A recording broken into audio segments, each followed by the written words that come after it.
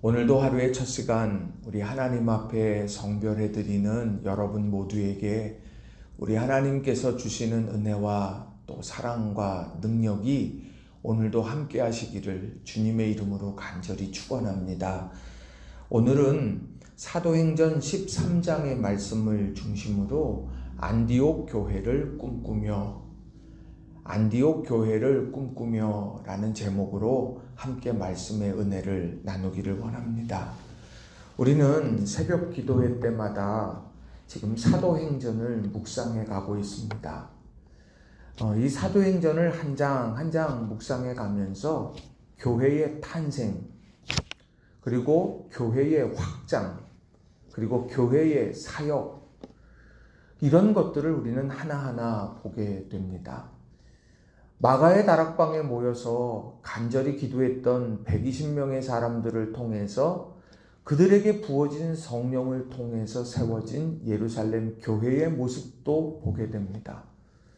그리고 스데반의 순교라고 하는 아픔의 상황, 그리고 거세지는 박해의 물결 속에서 도망쳐야만 했던 사람들, 그러나 그 도망쳤던 그 자리에서 도리어 교회가 세워지고 교회가 확장되어지는 그런 놀라운 하나님의 역사도 보게 됩니다.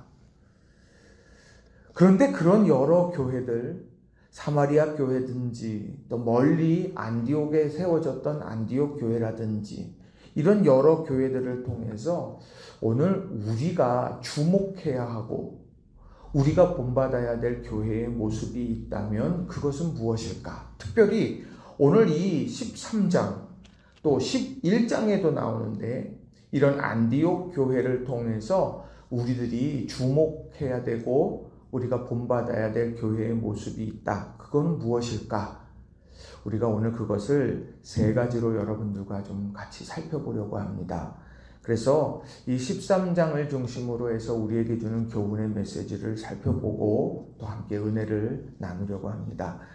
자, 첫 번째로는 안디옥 교회는 어떤 교회였느냐? 조화로운 교회였다라는 겁니다. 조화로운 교회. 이런 하모니라고 하는 것, 이것은 교회 공동체에 있어서 너무도 중요합니다. 왜냐하면 교회에는 다양한 사람들이 함께하고 있기 때문입니다. 어린아이로부터 노년에 이르기까지 연령층도 다양하죠. 그리고 삶을 살아왔던 삶의 여정도 다릅니다.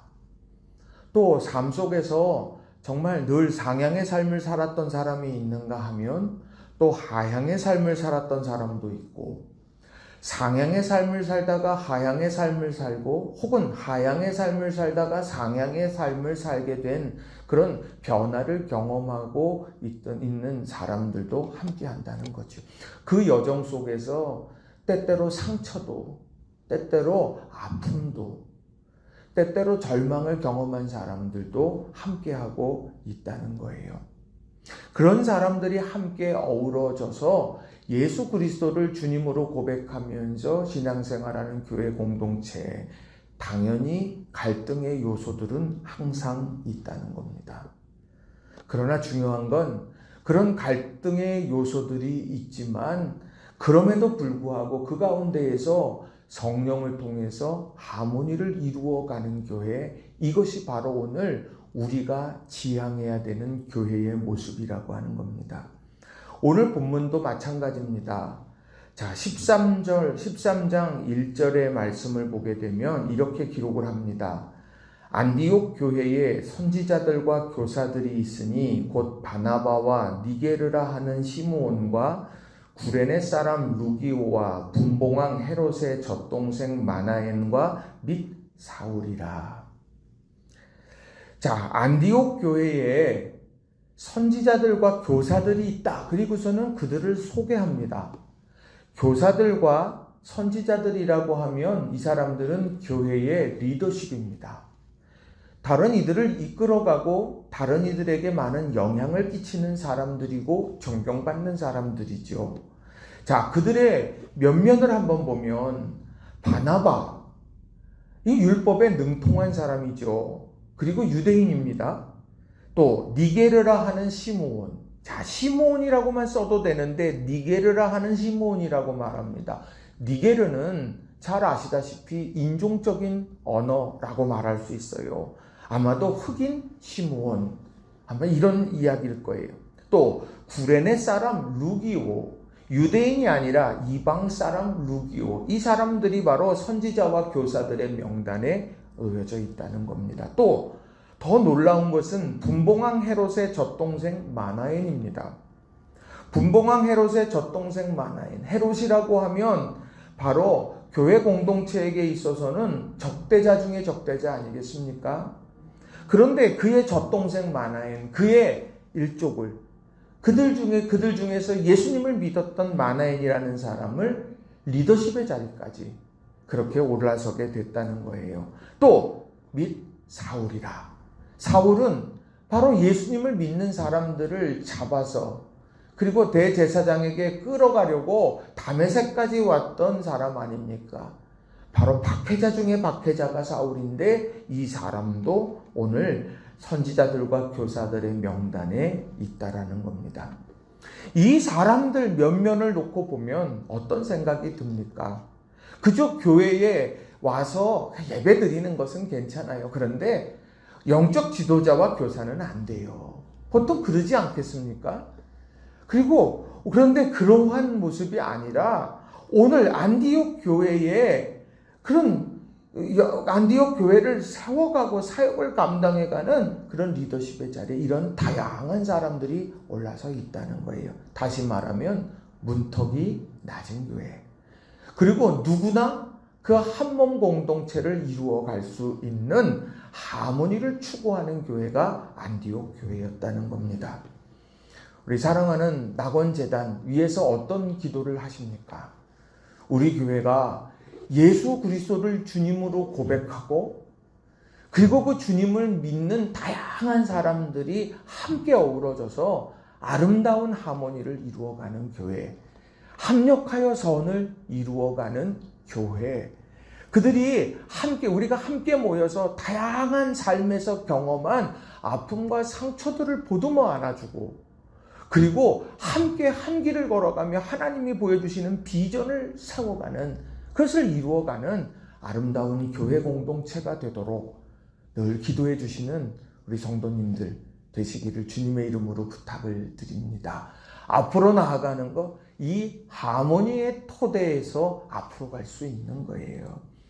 우리 안디옥 교회의 이런 조화로움이 우리 교회 공동체 가운데 또 여러분의 속회와 또 여러분의 선교회와 여러분의 공동체 위에 늘 함께 하시기를 주님의 이름으로 간절히 축원합니다.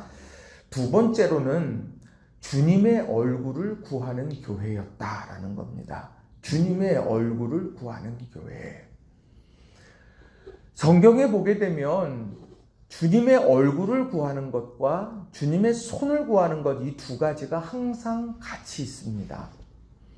주님의 얼굴을 구한다. 이건 뭐냐면 하나님과의 관계를 이야기하는 거예요. 하나님과의 동행을 이야기하는 것입니다. 그럼 주의 손을 구한다라고 하는 것은 주님의 능력이 임하는 것을 이야기하는 거예요. 이 두 가지가 신앙생활에 있어서 중요한 기둥들이라고 하는 겁니다. 근데 어느 것이 더 중요할까요? 물론 두 가지가 다 중요하지만 가장 중요한 출발점은 주님의 얼굴을 구하는 삶이어야 합니다. 그래서 바울 사도가 바세바와의 그런 아픔의 역사, 그런 역사 속에서 나단이 와서 이야기하죠. 당신이 그 죄를 지었습니다. 그랬을 때에 그가 침상에서 그 침상을 눈물로 적시며 기도했던 기도의 제목이 바로 주의 얼굴을 내게서 돌리지 마옵소서, 그 기도를 했어요. 그러니까 바로 주님과의 관계, 내가 그것을 내가 소중히 여긴다는 것이지요. 오늘 그런 주님의 얼굴을 구하는 그런 관계 속에서 오늘 경험하게 되는 것이 주님의 손의 능력을 경험하는 것입니다. 그래서 주님의 얼굴을 구하는 것, 그것이 예배, 하나님의 말씀을 배우고 기도하고 하나님의 영적인 여러 가지 일들이라면 주님의 손을 구한다라고 하는 것, 빈들과 전영역 같은 그런 곳에서 오병이어의 기적을 경험하고 골리앗 같은 세상의 한복판에서 물매, 하찮은 물매지만 그 물매를 통해서 승리를 경험하는 그런 일들. 이 두 가지가 교회 공동체 안에서 끊임없이 교차하는 거예요. 하나님께 예배하고 기도합니다. 그리고 그 주님과 함께 세상으로 나아가서 세상 속에서 살아가며 승리를 경험하고 다시 제단에서 나와 하나님 앞에 하나님이 행하신 일을 찬미하고 또 서로 간증하며 서로 격려하는 것. 이게 바로 신앙생활의 아름다운 모습이라는 겁니다. 그런데 주님의 얼굴을 구하는 삶을 우리가 소홀히 여길 때가 있습니다. 어느 때이냐? 잘 될 때. 모든 것이 잘 풀려지는 것 같을 때, 내게 문제가 없는 것 같을 때, 그때 주님의 얼굴을 구하는 삶, 그것을 소홀히 여길 때가 있어요. 자, 그런데 안디옥 교회는 달랐습니다. 안디옥 교회는요, 자, 2절에 나오는 말씀을 보면 주를 섬겨 금식할 때에 성령이 이르시되 내가 불러시키는 일을 위하여 바나바와 사울을 따로 세우라 하시니 3절 이에 금식하며 기도하고 두 사람에게 안수하여 보내니라. 주를 섬겨 금식할 때에 우리 그냥 스쳐 지나갈 것 같아요. 또 3절에 이에 금식하며 기도하고 교회 공동체 안에 주를 섬겨 금식하고 성령께서 하시는 말씀이 들려지고 성령의 말씀을 따라서 순종하면서 그런 결정하는 그런 일들이 오늘 이 안디옥 교회에 가득했습니다. 위기의 순간이어서 그랬느냐? 아니에요. 오늘 사도행전 11장의 말씀을 보게 되면 정말 놀라운 성장과 성숙을 경험하고 인정함을 받았던 교회의 모습이 사도행전 11장 19절부터 26절까지 쭉 나오게 됩니다. 자, 본문 그 사도행전 11장에 보면 스데반의 일로 일어난 환난 때문에 안디옥 교회가 지금 세워졌는데 그들은 그곳에서도 하나님의 말씀을 증거했다고 말을 합니다. 그런데 그렇게 믿음의 길을 걸어가는 그들에게 사도행전 11장 21절은 주의 손이 그들과 함께 하심에 수많은 사람들이 믿고 주께 돌아오더라. 많은 사람들이 믿고 주님께 돌아오는 부흥의 역사, 그걸 안디옥 교회가 경험했어요. 주의 손이 우리와 함께 하시는구나. 그런 감격 속에 있어요. 그리고 22절, 23절에도 보면 예루살렘 교회가 소문을 듣고서는 바나바를 안디옥까지 보냈는데 그가 하나님의 은혜를 보고 기뻐했다고 말을 합니다. 얼마나 감격스러워요? 또 자, 26절에도 보면 만남의 안디옥에 데리고 와서 둘이 교회에 1년간 모여있어 큰 무리를 가르쳤고 제자들이 안디옥에서 비로소 그리스도인이라 일컬음을 받게 되었다. 말씀에 대한 배움이 있었고 말씀에 대해서 실천함이 있어서 비로소 그리스도인이라고 하는 인정함을 받기까지 했어요. 또 그 뒤에 11장 그 하반절에 나오는 말씀 29절 30절에 보면 글라우디오 황제 때에 있었던 엄청난 천하에 든 큰 흉년에 그들이 바로 부조를 보내고 사랑의 나눔을 할 정도로 그들은 아주 건강한 공동체를 세워갔다는 겁니다. 얼마나 멋있는 삶이에요. 자, 그런데 그런 모든 것이 다 탄탄하게 이루어지고 모든 것이 다 차곡차곡 아름답게 세워져가는 그때에도 그들은 놓치지 않았던 게 뭐냐? 주를 섬겨 금식할 때에 이것을 놓치지 않았다는 거예요. 그게 바로 주님의 얼굴을 구하는 것입니다. 여러분, 우리가 삶이 평안해서 혹 주님의 얼굴을 구하는 거 내려놓고 계십니까? 우리들의 삶 속에서 내가 아무런 환난이 없는 것 같아. 아무런 문제가 없는 것 같아. 이만하면 됐어. 우리가 그래서 주님의 얼굴을 구하는 삶을 필요합니까? 아니요. 교회의 본질은 주님의 얼굴을 구하는 것입니다. 이걸 놓쳐서는 안 된다라는 거예요. 우리가 저마다 좋은 사람들과 함께 좋은 사람들 보려고 교회에 온다? 맞는 말인 것 같지만 완전한 말은 아니에요.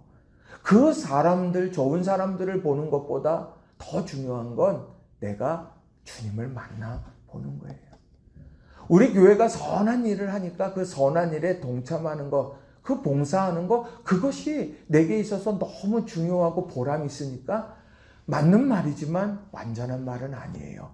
주님께서 주님의 얼굴을 구하면서 그것이 세상 속으로 흘러가는 것이기 때문이라는 겁니다. 바라겐 우리 성도님들 신앙의 본질을 꼭 붙잡으셨으면 좋겠어요.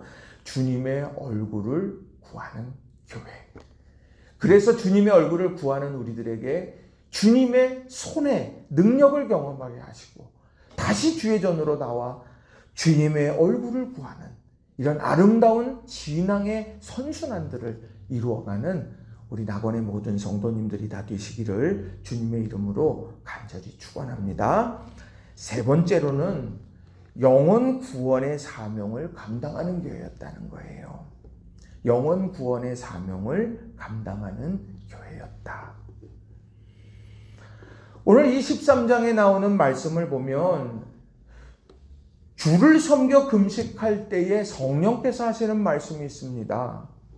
성령께서 뭐라고 말씀하시느냐? 2절에 보면 주를 섬겨 금식할 때에 성령이 이르시되 내가 불러 시키는 일을 위하여 바나바와 사울을 따로 세우라 하시니. 바나바와 사울을 따로 세우라고 말합니다. 이유는 뭐냐? 내가 불러 시키는 일을 위하여. 내가 불러 시키는 일, 그 일이 무엇일까요? 4절 이하에 나오는 말씀을 보면 바로 영혼을 구원하는 사명이었다는 거예요. 자, 4절에도 보면 두 사람이 성령의 보내심을 받아 실루기아에 내려가 거기서 배 타고 구브로에 가서 5절에 살라미에 이르러 하나님의 말씀을 유대인의 여러 회당에서 전할세. 그리고 13절에도 보면 바울과 및 동행하는 사람들이 바보에서 배 타고 밤빌리아에 있는 버가에 이르니 요한은 그들에게 떠나 예루살렘으로 돌아가고 그들은 버가에서 더 나가 비시디아 안디옥에 이르러 안식일에 회당에 들어가 앉으니라. 왜요? 복음을 전하려고.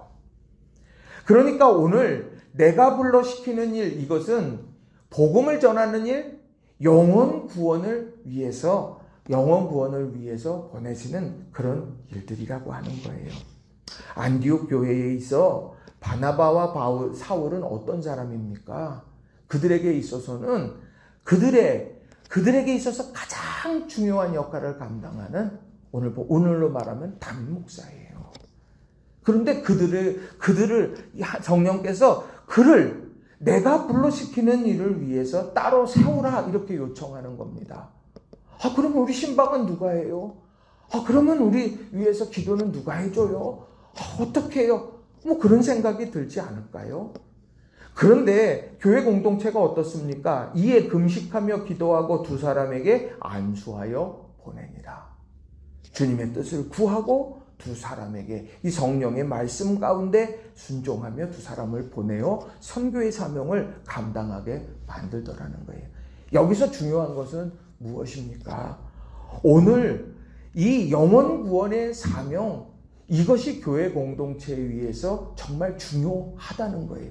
이 일을 위해서 때로는 불편을 감수하는 거고, 이 일을 위해서 때로는 시간과 물질의 헌신도 필요한 거고, 때로는 이 일을 위해서 내려놓음도 필요하다는 거죠. 안디옥 교회는 바로 그것을 보여주는 거예요.